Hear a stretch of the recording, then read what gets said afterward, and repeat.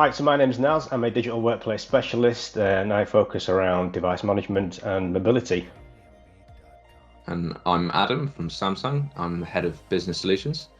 My job is to help Samsung's customers think about Samsung devices as more than just an endpoint.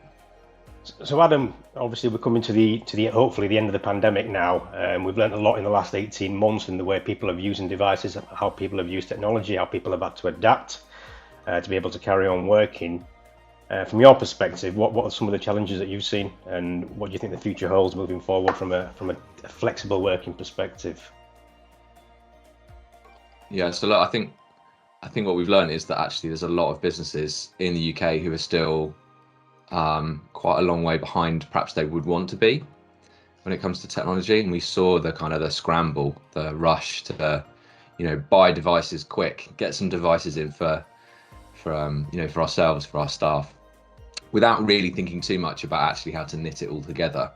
And so I think the challenge probably for businesses now is, how do we make more of what we bought? How do we make sure what we bought is fit for purpose? And how do we make sure that, all of the systems and the network stuff behind it is actually ready to support this equipment that we've probably, rushed out and bought out of necessity rather than probably planning. And I think that switch now into planning and making the most of that equipment is going to be key. Yeah, no, absolutely. And I think I think the way the outlook and the way people are going to work moving forward has probably changed as well. I know O2 has done quite a bit of research on what people view as whether they want to go back to the office, whether they want a mix of both. And you've probably seen the articles that are out there as well. People like Google themselves, who pride themselves on having a community to work from, the campuses that they've invested in, to turn around and say, for them to turn around and say, actually, there is a scenario here where actually everybody doesn't have to come into the office. We need to work differently. Some of the challenges that we've seen at O2 is how do we get people up and running quickly, because the solutions that people want to be able to use, the things that people want to be able to do with endpoint technology and devices and digital workplace, it's getting more and more complex. And I think the challenges that we're seeing is where does that complexity lie, right? Because we want to make it easier for the end user. If you make it easier for the end user, they remain engaged, productivity increases, and that's what ultimately helps the business, and it helps keep the employee working. So if we make it easy for the end user, the burden goes to the IT, right? So the complexity's got to go somewhere.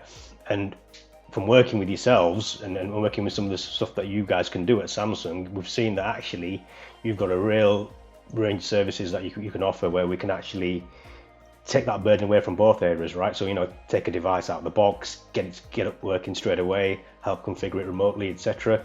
Are you having more conversations around this stuff, and is that something that's going to be really important moving forward from your perspective? Yeah, I definitely think so. I think the truth is no one really knows, like Hmm. to the flexible working point. I don't think anyone really knows what the next 6, 12, 18 months are actually going to look like. And so I think the most important thing is to build flexibility in, and to be able to have, the right tools in place so that if it's option A or option B, or a mixture of both, realistically, then you're still equipped, right? It doesn't really matter actually, because you've got the right tools in place. And I think some of the simplest ones and the simplest bits of technology are actually the most effective. Everything you just said there, could be very complicated if you allow it to be, but actually there's a bunch of really easy, uh, you know, technology solutions out there that can make, even for small businesses, even for businesses with no IT department or a very stretched IT department, there's still things there that can be super simple. You were talking about out of the box, and of course with Android devices and Samsung Android devices, you've got a choice of easy enrollment, right? A couple of different solutions there.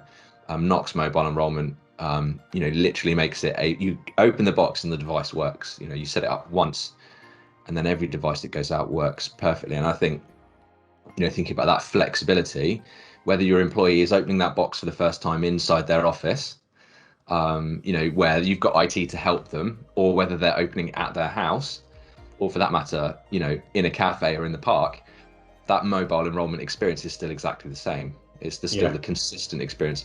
And that's what we mean by flexibility. It doesn't mean thousands of different solutions. It doesn't mean tons of different options. It just means the right tools in place to allow your your end user, your employees, to have that same consistent experience.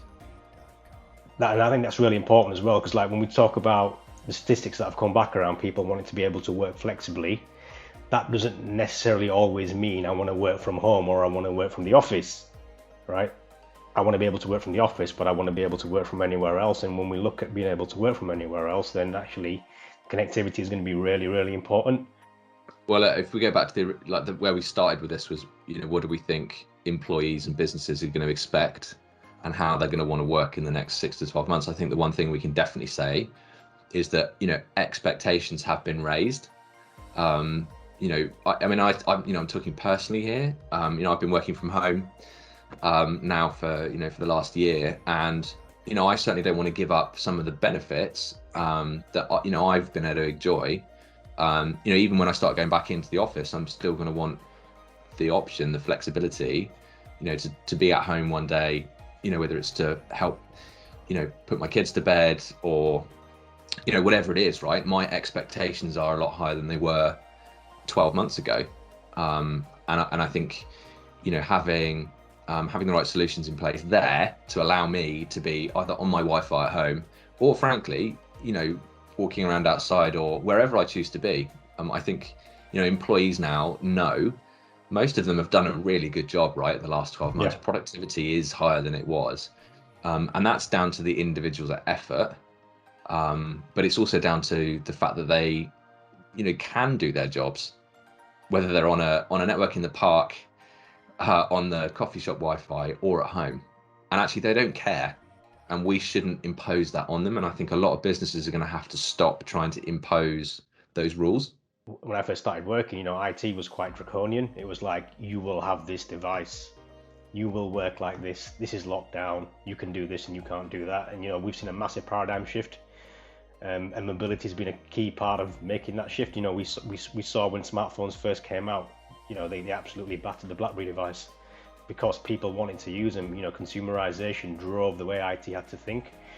And this pandemic's kind of like the phase 2 of that. It's like, actually, it's helped organizations and it's helped employees within an organization to challenge the norms and actually push boundaries where historically people would have shied away from it, right?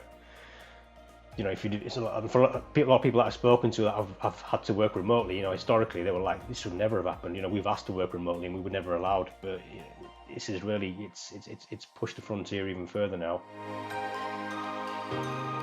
I think there's been a lot of focus on, I guess, historically, in the world of mobility, certainly in the areas and verticals I've worked in, there's been a lot of focus on the knowledge worker, right? So people like probably me and you who consume a lot of data, be that on a PC, a tablet, or a laptop. But what we have seen, I guess, in the last 18 months is a lot of focus shifting to the frontline worker.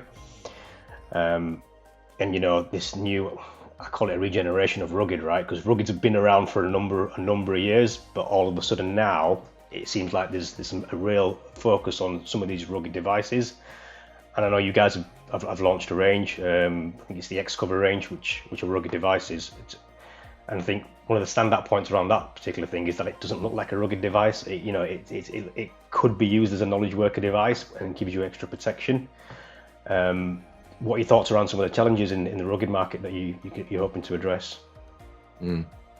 I mean, demand, we should start with demand for these devices firstly has exploded, right? Mm-hmm. And it's not hard to think why. I don't know about you, but the amount of people that knock on my door every day to deliver something, it was bad pre-pandemic, but now it's an avalanche of delivery drivers, of people out there.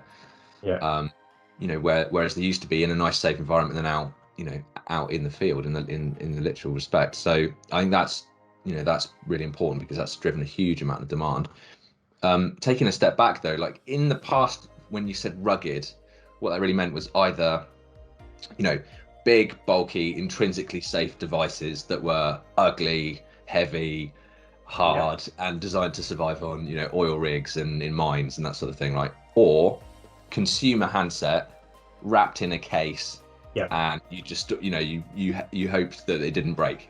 Because you've got a fancy case on it. And I think actually the big market there is the bit in the middle, which is I want a device that isn't consumer. I don't want it to be just wrapped in a case because that's not rugged enough. And also it doesn't come with the right features, right? It's still just a consumer device. But equally, I don't want a single use or super rugged device that I can't use most of the time.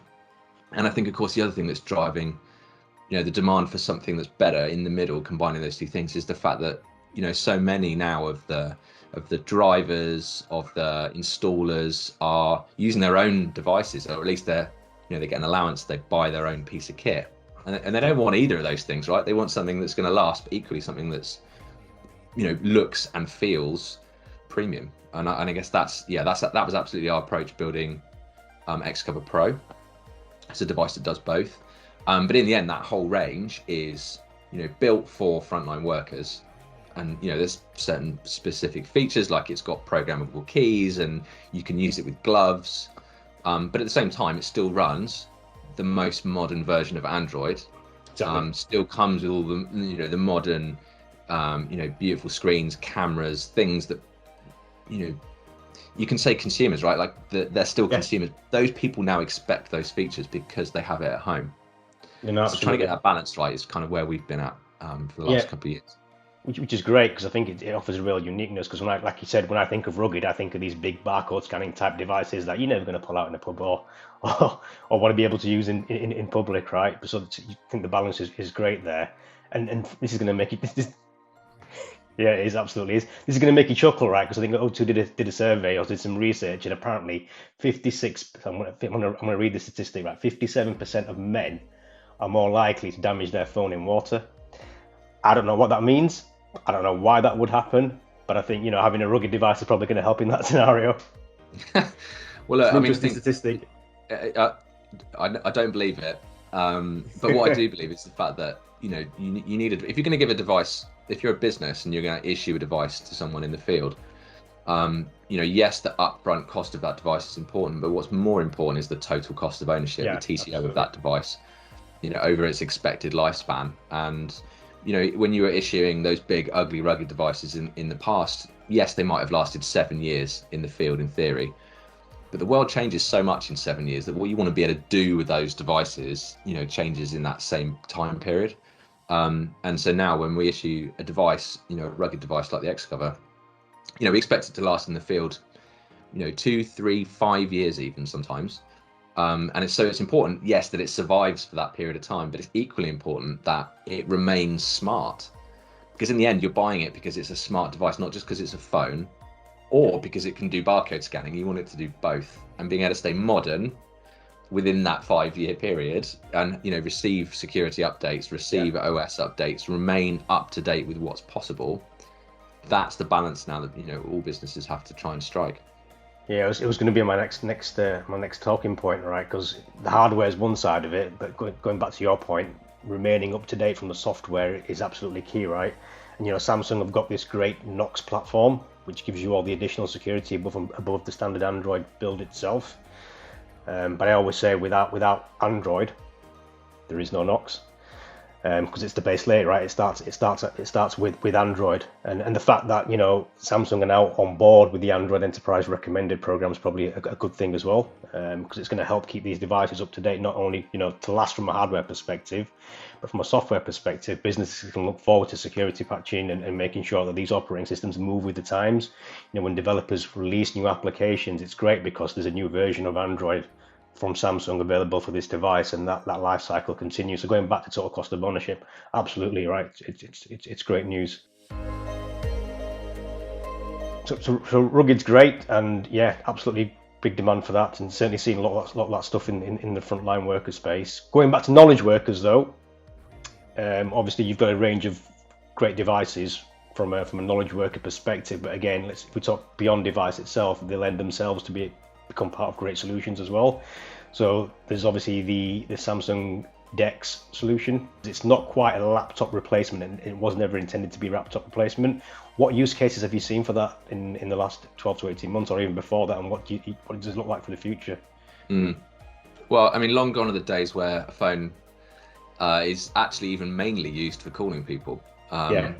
You'll know this, right? The demands placed on the network nowadays is much more data heavy, right? So you can call people with phones. That's still okay. That still happens. But actually, for the majority of particularly knowledge workers, they use their phone for way more than just calls and text. And that's of course true in the consumer world, is right. You intrinsically know that's true because that's what you use your own phone for at home. And of course for businesses it's no different. So apps and communicating over data with whether it's Teams or Zoom or WhatsApp or any number of different methods, that's the primary use case for a phone. And I think for a long time a phone's computing power, the actual processing power of a phone has long been, pretty amazing actually when you consider, where PCs have come from. So you can actually use your phone as a computer if you want to, and plenty of people do that.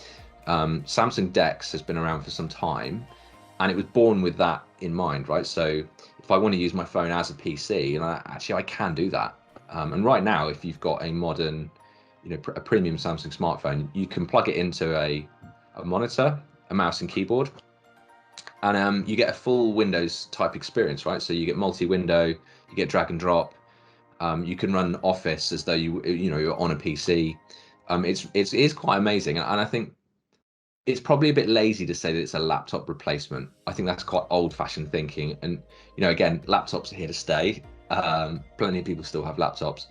It's back to that thing about flexibility now. So if I want to be able to give my employees the flexibility to still have access to all of their their documents, their ways of working, particularly I think if you're an Office 365 user, everything's in the cloud anyway, and having the flexibility then to use DeX on a phone if you're out and about, or you don't want to have your laptop with you, or you've in fact when you go back to an office and you don't have loads of fixed terminals anymore, then you can walk back in with your phone. And actually the places where we've seen it work really well is places like the police are doing some really interesting trials at the moment. So they're a kind of interesting combination actually of field worker and knowledge worker, right? So they go out, they're in the field, they need something robust, but at the same time they've got loads of forms to fill in, loads of information then to take from the field and put back into systems. And when you look at how DeX can work, they can take the same device from the field back into an office, plug it into the equipment that's already there that can be shared, so it's a much more effective cost of equipment, and all of that information then can be entered more easily using a proper full-size mouse and keyboard. So I think actually when you blend field and knowledge, that's when DeX really comes into its own. It's an interesting one. I actually saw it in action in San Francisco a couple of years ago. I think one of the police forces there, it was at a conference and they had it on display. So it was a police car with the Samsung device in a dock, and then they had a screen in there, and they were doing exactly that, right? So using the police secure applications, and it was from a benefits point of view, they were putting the information in once, and then it was just transferred across. And then, they weren't having to double up on hardware, and it was just saving time at the end of the shift, right? So they were going in, everything was done within the car itself, and they didn't have to go back into the depot to then manually transfer things in. So security was great, but ultimately it was saving hours for the police force, right? And the police force could concentrate on doing what they needed to do rather than admin work, which is what they should be doing, really. It's interesting. All of that is only possible because of software, right? We live in an era of software. And that's another great argument for having a device that's smart rather than kind of single fixed use, where you can only really do one thing with it, because who knows what you might want to be able to do with that device in 2 or 3 or 5 years time. I think one of the other really interesting use cases is and one of the really other interesting single use devices to think about replacing is push to talk. And I mean, what I mean by that really is a walkie-talkie, right? And what you can now do with software, push to talk, usually now exceeds the capability of what you can do with, an old radio network and an old, fixed device. Yeah, of course, and obviously your devices come with pre-programmable push to talk features in there as well. Yeah, so the Xcover devices themselves have programmable keys on the side, so you can set that to do whatever you want, right? You turn a torch on or launch an app or do something bespoke. One of the most interesting things we've been doing recently, and I know you guys have been heavily involved actually, is with Microsoft Teams walkie-talkie, and now you can really easily deploy that solution using an Xcover Pro. Yeah, or no, an external absolutely. device Yeah. with a key on the side. No, that's great. Yeah, so from an O2 perspective, we've been working on what we call O2 Voice for Teams. So it's basically our unique offering in terms of we can provide the team solution, but provide direct route calling. So Teams is great, and we can make a peer-to-peer call. Most organizations can make a nice peer-to-peer call within an organization. It gets a bit complicated if you want to dial outwards. And that involves all the hardware associated with running PBX systems and all the complications that go with that. So where O2 provide their uniqueness is actually we'll take the pain out of managing a PBX and we'll host our own session broker in our cloud. So a customer could essentially just link in their Teams environment to our hosted PBX, if you like, and make those direct routed calls. And we provide a great billing mechanism, which is something based on like a channel per month. So a channel will have X amount of concurrent calls and you pay for it on a monthly basis. So again, it's making it simpler for organizations to accommodate this technology. The hardware is one side of it, but going back to your point, remaining up to date from the software is absolutely key, right? And Samsung have got this great Knox platform, which gives you all the additional security above the standard Android build itself. But I always say without Android, there is no Knox, because it's the base layer, right? It starts with Android, and the fact that Samsung are now on board with the Android Enterprise Recommended program is probably a good thing as well, because it's going to help keep these devices up to date, not only to last from a hardware perspective, but from a software perspective. Businesses can look forward to security patching and making sure that these operating systems move with the times. When developers release new applications, it's great because there's a new version of Android from Samsung available for this device, and that life cycle continues. So going back to total cost of ownership, absolutely right. It's great news. I'm thinking small to medium enterprise probably don't have an IT department, so that a lot of people are doing it themselves. And the more simpler that we can make it, the more that we can enable, is only going to help drive some of that innovation forward and hopefully drive productivity and get us bouncing back, right? Too often the burden has fallen onto the IT guys and girls to fix the problems that have been caused by management, either rushing something out, or by employees acting with impunity. And I think security is still a really important topic, right? And absolutely, it would be too easy to become blasé about that, thinking that a phone is just a phone. And of course we know that's not true, right? So a phone is an endpoint into a network, and it's often an endpoint into a network that is abused in a way that a laptop isn't, has stuff put onto it that perhaps is more difficult. So I do feel sorry a little bit for some of the demands on IT, and I think obviously for us, that's why we've spent such a long time refining not just Knox security, which is the kind of the security from the chip up into the built into devices, but also the software layer you were talking about. So we obviously build our own components, we manufacture them into our own devices, but at the same time we also build the same the firmware, the software, and we work closely with Google to make sure that all those layers are secure. And I think even if you are a very small business, you can take advantage, in theory, a lot of that scale of security and some of the solutions that you can get. If you get an enterprise edition device, you get a year's worth of Knox Suite included, right? You get up to 5 years now worth of security updates included, right? So that stuff comes with the device already. And if you're a small business, the reassurance of having those things built in, yes, you have to activate them, right? Yes, you have to make sure that they're up and running. Yes, you have to make sure they're configured with the help of of O2, but you don't have to think you're not on your own, I guess is the message there. And that would be my message out to all the the hard suffering IT departments out there, is that you're not on your own. No, absolutely. But I think, and I completely agree with the point around security, right? Security absolutely has to have a part to play in this, and a massive part, if anything. But security doesn't have to be prohibitive. The security models and the way mobility has been designed to be used, and you've talked around some really good stuff there. Samsung devices are secured from the hardware layer upwards. You build from the chipset, not just the software application layer, which is great. But it's thinking about how to apply security in a way that it doesn't infringe on employee experience, and getting that right. And I think the way modern technology has evolved now, the capability exists to be able to do that. And again, our role at O2 is to help enable organizations to think slightly differently and think, actually, It's like, again, going back to the transition between devices and how the whole world has evolved, right? We started, the first device that was the primitive step into the digital workplace was the BlackBerry, right? Because it was the first device that sat outside your network on a cellular network that allowed you to access your information. And it was a black and white device, and you could send and receive email and all the rest of it. And there was 450 IT policies that could lock it down to a block of cheese if you wanted to. But that was the thinking back then. And then when the smartphone came out, you had a device that had this massive screen, right? Some great real estate to be able to do things with. You had the arrival of the App Store, and all of a sudden it's like, I can do a hell of a lot more here. I can be really productive.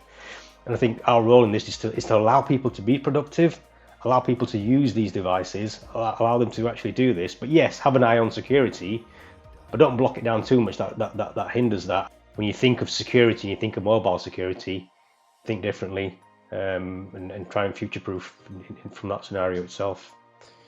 I completely agree. I mean, my two favorite acronyms at the moment are BYOD and COPE, right? Bring your own device, or corporately owned, personally enabled. And I think that second one is really interesting.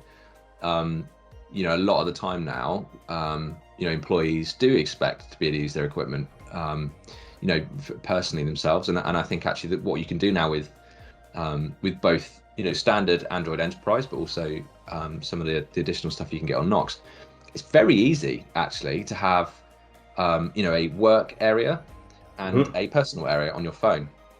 And those two things are, absolutely separate.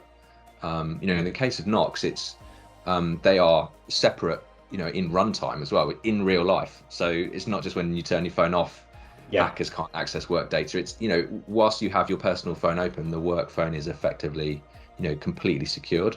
And that, it's actually very easy to set that up now, very easy. So if you're an IT department, you don't have to worry actually about giving, your employees access to certain apps. And of course you can have now, your own version of the App Store with fixed apps, if you want that for your business half. But on the personal side, you should be really confident, building on Android and Samsung Android, that you can give your employees, great experience and freedom without, turning it into a block of cheese.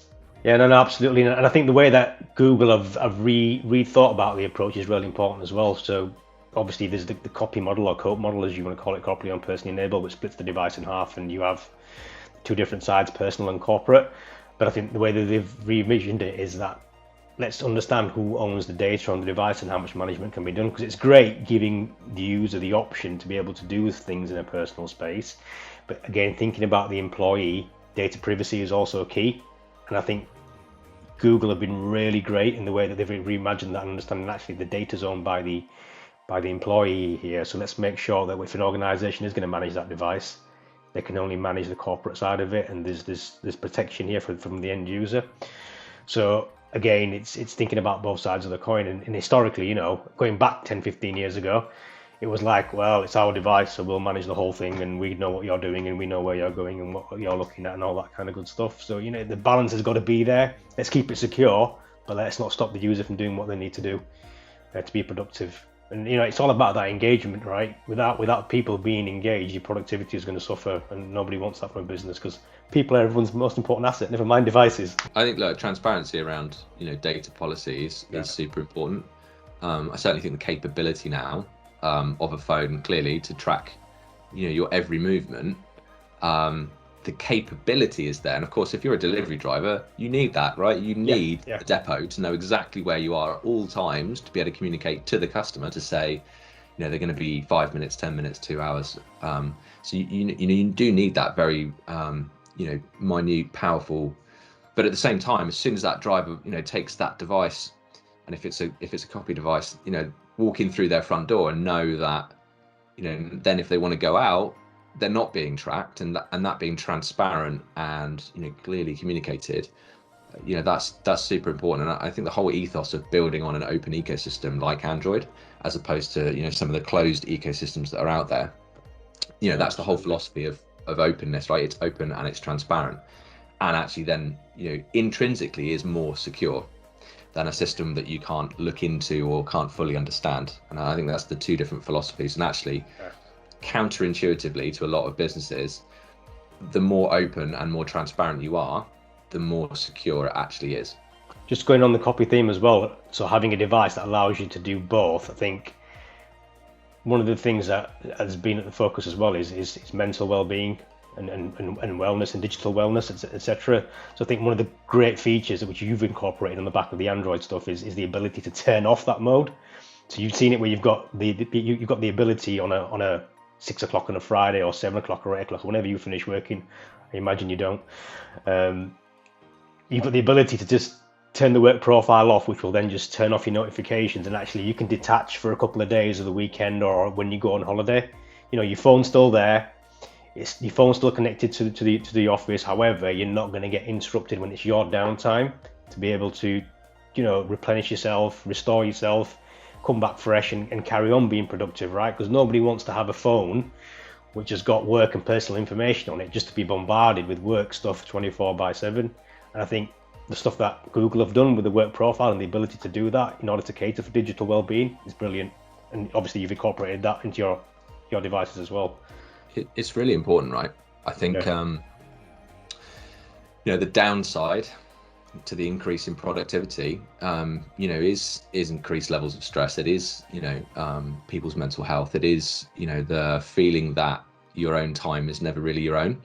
And I think, you know, I think of my own personal experience. I'm working in my own home, and you know, I go downstairs and I have to switch off and come away from work mode inside my own head, and that is challenging. And you're right, having a device that, you know, backs you up on that is super important. So I personally have digital downtime, so it has certain apps turn off, you know, go to sleep.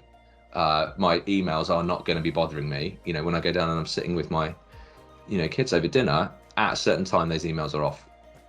That sounds basic, right? And it is basic, but it's a really important one. You know, I put a really clear do not disturb on my own phone, so that kicks in. It means that no notifications come through then in the evening. Yeah, and for me that's been really important. So one of the good things that O2's done recently is launched our device as a service proposition, and again, going back to the stuff that we talked around before, you know, it's great that you can get these devices and use these devices and manage them in life using a UEM platform or an MDM platform. I think the most important thing is getting a device out of the box up and running first with minimal interruptions. So we've got a service where you can take a device, Samsung devices for example, and set them up so when a user takes it out of the box, it's up and running.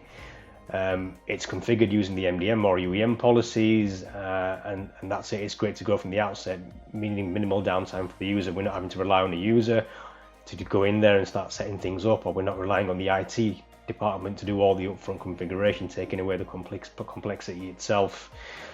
Then also there's the protracted way of financing these devices as well over a period of time. Are you seeing quite a lot of demand for this kind of thing moving forward from your perspective as well? And any particular sectors that you're seeing it in? I mean, it's been around for a long time, right? Yeah.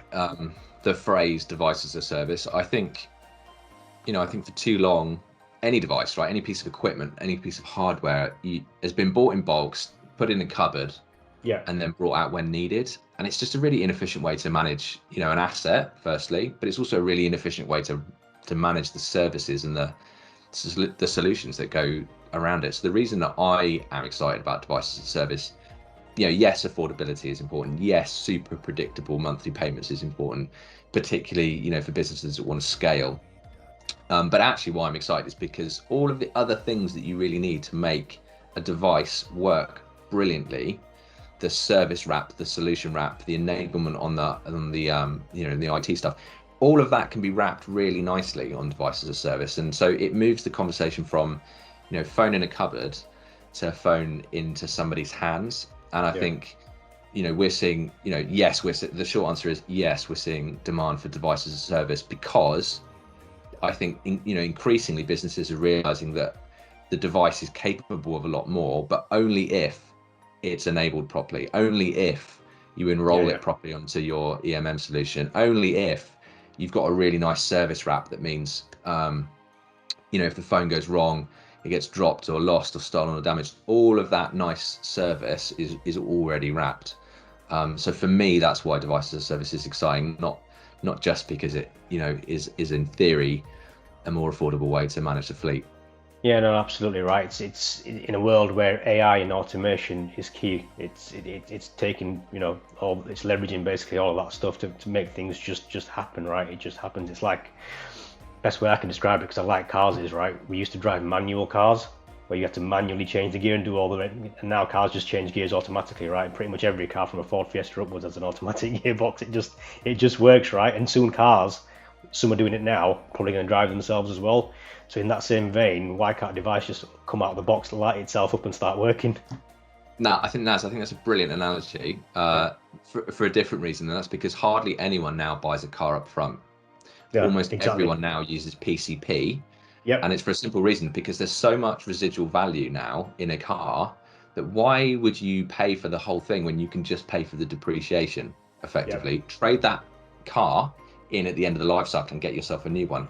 That model works brilliantly for mobile devices, because there's so much intrinsic retained value in a handset that it doesn't make sense for a lot of businesses to buy it outright and then buy it outright again at the end of the cycle. Much better actually just to pay O2 a monthly fee, and at the end when you trade in all those devices, it's massively reducing the total cost of ownership, and at the same time you've got a fleet that remains modern and up to date, Yeah. whether or not you switch the whole lot at 3 years or whether you're switching them out continuously. Cool. So from a futures perspective, I think there's still a lot of uncertainty around how things are going to go. I think we're at a point now where things are looking better. I think we've had a good 18 months of road testing and understanding what the art of the possible is. And I think the one thing that has come out is that there is a lot of flexibility that can be achieved with technology that's out there. And mobile can go further. And I think that's what surfaced out of this, that actually there's technology out there from a mobility perspective that can help enable a lot of things. If we think back 25 years and think if we went through this pandemic back then, what would have happened? It'd have been catastrophic. The fact that we're in a position now where actually there's technology here to enable us to do things differently, and that can help us go further, I think is a good thing. And I think the fact that organisations now understand what their options are going to help navigate whatever the future could bring. Well, I think it's a bit of a cliche to say this, but the only thing that's certain is uncertainty. And I think what's really important for businesses and for their employees is that they continue to build flexibility in at the core, and that they feel comfortable to rely on the technology solutions that they've got to help support them do their jobs. That's super important, but at the same time I think not getting in the way of their jobs, not imposing too much on their own lives, and remaining a sustainable solution as well. I think that's clearly going to become more important for the future. So using mobile and using mobile solutions in a way that helps your business and your employees to go further, I think is going to be incredibly important. So listen, Adam, that's been great to get your thoughts on this session itself, and thank you very much. And hopefully we can work together in the future and help drive some more efficiencies for businesses. It's been great. Thanks for having me.